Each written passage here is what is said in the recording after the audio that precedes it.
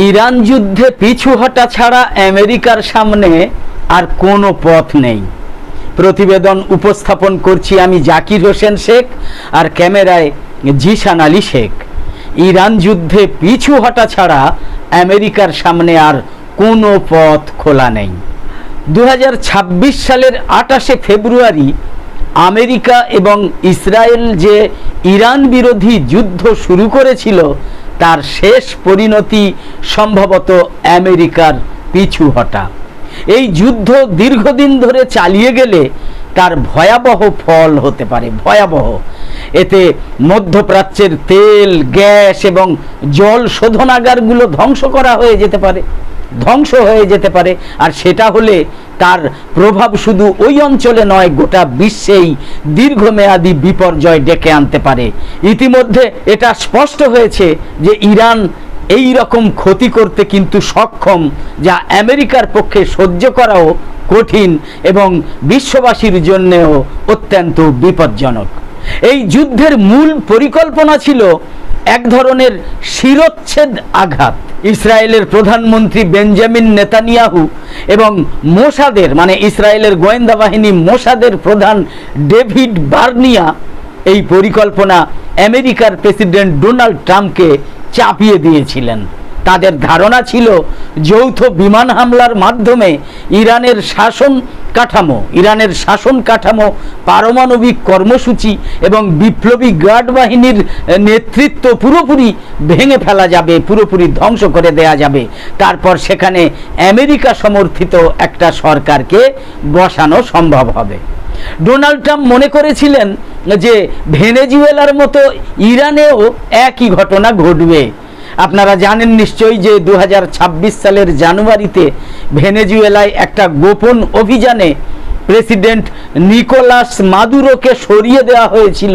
তাতে আমেরিকার গোয়েন্দা সংস্থা এবং ভেনেজুয়েলার ভেতরের কিছু অংশ জড়িত ছিল। সেখানে সরকার বদল হলেও প্রশাসনের অনেক অংশ আগের মতোই ছিল। ডোনাল্ড ট্রাম্প ভেবেছিলেন ইরানেও ঠিক এই রকমই ফল পাওয়া যাবে, কিন্তু বাস্তবে তা হয়নি। বাস্তবে হয়েছে সম্পূর্ণ উল্টো। ইরান তো আর ভেনেজুয়েলা নয়।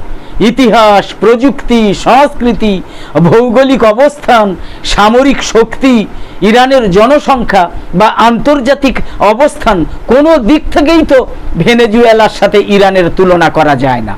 তাই কারাকাশে যা হয়েছে, তেহরানে তা হওয়ার কোনো সম্ভাবনাই ছিল না। বাস্তবেও দেখা যাচ্ছে যে এখনো পর্যন্ত কোনো দিক দিয়েই ইরানের সরকার ভেঙে পড়েনি, বরং বিপ্লবী গার্ড বাহিনী আগের থেকে আরও শক্তিশালী হয়ে উঠেছে এবং দেশের নিরাপত্তা ব্যবস্থায় তাদের ভূমিকা আরও বেড়েছে। সর্বোচ্চ নেতার দপ্তর অটুট থেকেছে, ধর্মীয় নেতৃত্ব একজোট হয়েছে এবং সাধারণ মানুষও বাইরের আক্রমণের বিরুদ্ধে সোচ্চার হয়েছে, একত্র হয়েছে, ঐক্যবদ্ধ হয়েছে। সম্ভবত ডোনাল্ড ট্রাম্প আমেরিকার এই পিছু হটাকেই আমেরিকার বিজয় হিসাবে দেখানোর চেষ্টা করবেন। বিজয় হিসাবে দেখানোর চেষ্টা তিনি ইতিমধ্যে করছেনও। তাদের সাথে সাথ দিয়েছে আন্তর্জাতিক ওই পশ্চিমা মিডিয়া, কিন্তু বাস্তবতা হচ্ছে সম্পূর্ণ ভিন্ন। এই যুদ্ধ দেখিয়েছে ইরানকে যতটা সহজ মনে করা হয়েছিল, তারা তার চেয়ে অনেক অনেক বেশি শক্তিশালী।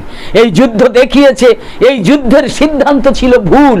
এই যুদ্ধ আরও দেখিয়েছে যে আধুনিক যুদ্ধের প্রযুক্তি আমেরিকার জন্য আগের মতো আর সুবিধাজনক অবস্থায় নেই। যুদ্ধের 2 মাস পর দেখা যাচ্ছে ডোনাল্ড ট্রাম্প এবং বেঞ্জামিন নেতানিয়াহুর হাতে কোনো বিকল্প সরকার নেই, যা তারা ভেবেছিল। ইরানের আত্মসমর্পণ করারও কোনো লক্ষণ নেই, এমনকি জয়ের কোনো সামরিক পথও আর খোলা নেই। ফলে একমাত্র সম্ভাব্য পথ হলো পিছু হটা। তাতে ইরান হরমুজ প্রণালীর নিয়ন্ত্রণে থাকবে এবং দুই দেশের মধ্যে মূল সমস্যাগুলো অমীমাংসিতই থেকে যাবে। আসলে এই পরিস্থিতির পিছনে কয়েকটা বড় ধরনের ভুল হিসাব কাজ করেছে। প্রথমত, আমেরিকা ইরানকে ভুলভাবে বিচার করেছে।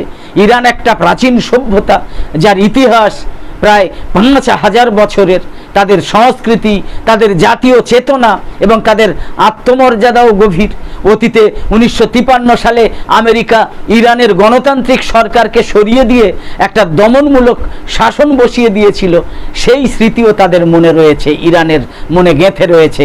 তাই শুধু হুমকি বা বোমা হামলায় তারা নতি স্বীকার করবে না। দ্বিতীয়ত, ইরানের প্রযুক্তিগত সক্ষমতাকে অবমূল্যায়ন করা হয়েছে।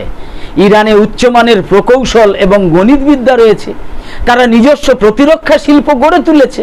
তারা উন্নত ক্ষেপণাস্ত্র, ড্রোন প্রযুক্তি এবং নিজস্ব উপগ্রহ উৎক্ষেপণ সক্ষমতা তৈরি করেছে। দীর্ঘ 40 বছরের নিষেধাজ্ঞা সত্ত্বেও এই অগ্রগতি সত্যিই উল্লেখযোগ্য, যেটা আমেরিকা এবং ইসরায়েল অবমূল্যায়ন করেছে, ভেবে উঠতে পারেনি, অন্য ধরনের ভেবেছে। তৃতীয়ত, যুদ্ধের প্রযুক্তিগত দিক এখন ইরানের পক্ষেই গিয়েছে। ইরানের ক্ষেপণাস্ত্রের খরচ আমেরিকার প্রতিরক্ষা ব্যবস্থার তুলনায় অনেক কম। একটা ড্রোন তৈরি করতে ইরানের যেখানে প্রায় মাত্র $20,000 লাগে, সেখানে সেই ড্রোনটা প্রতিহত করতে আমেরিকার ক্ষেপণাস্ত্রতে খরচ লাগে প্রায় $40 লক্ষ। কোথায় 20,000 আর কোথায় $40 লক্ষ। আবার তুলনামূলক সস্তা ক্ষেপণাস্ত্র দিয়েই ইরান এমন যুদ্ধজাহাজকে হুমকির মুখে ফেলতে পারে যার দাম কয়েকশো কোটি ডলার।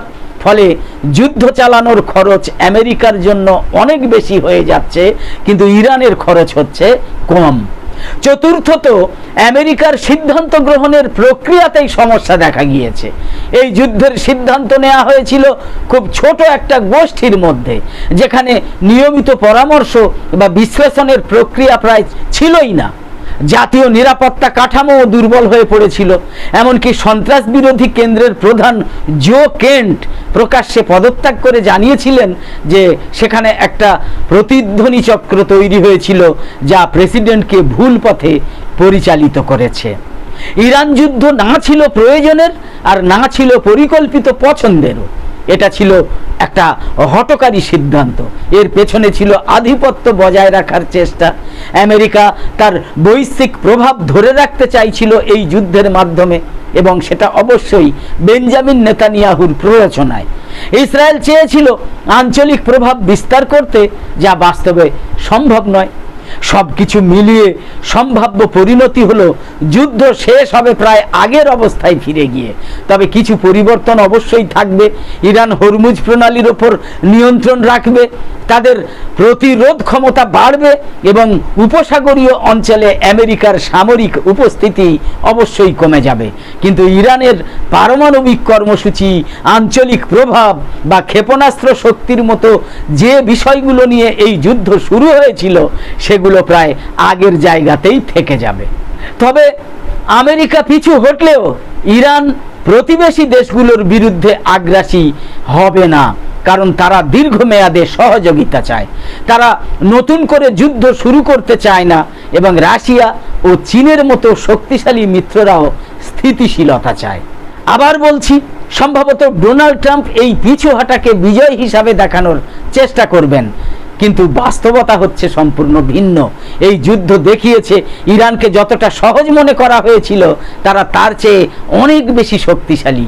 এই যুদ্ধ দেখিয়েছে এই যুদ্ধের সিদ্ধান্ত ছিল সম্পূর্ণ ভুল। এই যুদ্ধ আরও দেখিয়েছে যে আধুনিক যুদ্ধের প্রযুক্তি আমেরিকার জন্য আগের মতো আর সুবিধাজনক অবস্থায় নেই, সুবিধাজনক নেই। আমেরিকা এই যুদ্ধ জিততে পারবে না, অন্তত এমন খরচে জিততে পারবে না যা তারা বহন করতে পারে।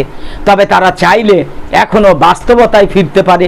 ইরানের শাসন পরিবর্তনের চেষ্টা বাদ দিয়ে আন্তর্জাতিক আইন এবং কূটনীতির পথে আমেরিকা ফিরে আসতে পারে। সেটা আসবে কিনা এবারে আমেরিকার উপরই সেটা আমরা ছেড়ে দিলাম।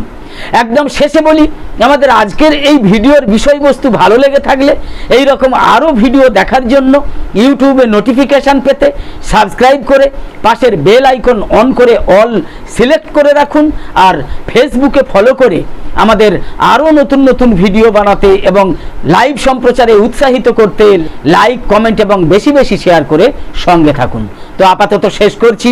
কামনা করি সকলে সবসময় খুব ভালো এবং সুস্থ থাকুন। ধন্যবাদ।